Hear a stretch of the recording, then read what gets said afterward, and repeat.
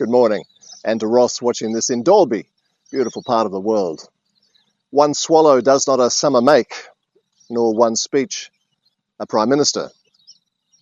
But I thought Mr Albanese yesterday gave the best speech of his prime ministership and perhaps the best of his career. It was only short, came in response to a horrible question by one of the Greens members of parliament about the visiting Israeli president. And Mr Albanese just stood up and in a quiet, understated way made the case for a more decent Australia and talked about turning down the temperature. And the temperature needs to be turned down.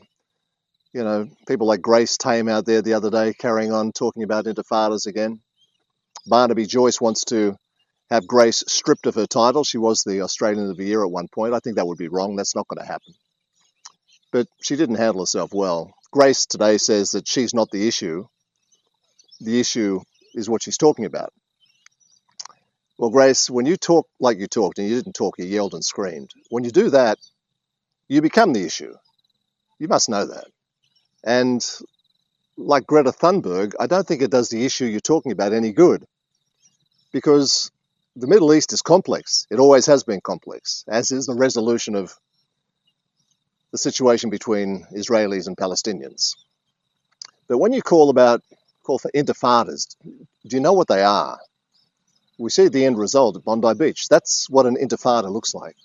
Innocent men, women and children dead. During the intifadas in the Middle East, there was one in 1987, went for some time, and I think the other one was in 2001. Two things emerged from them. One, a lot of dead civilians,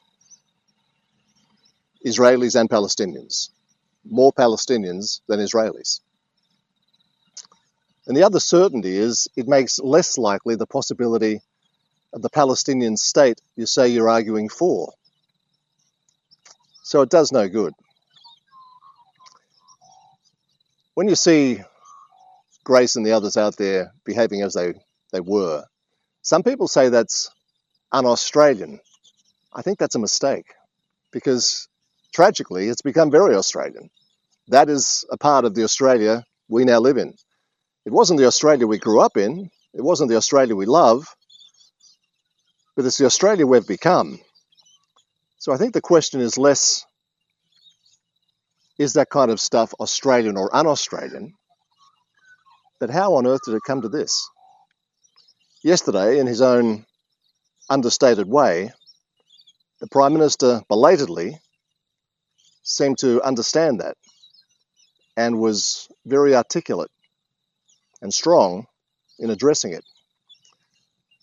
Let's hope we hear plenty more of where that came from. Have a great day.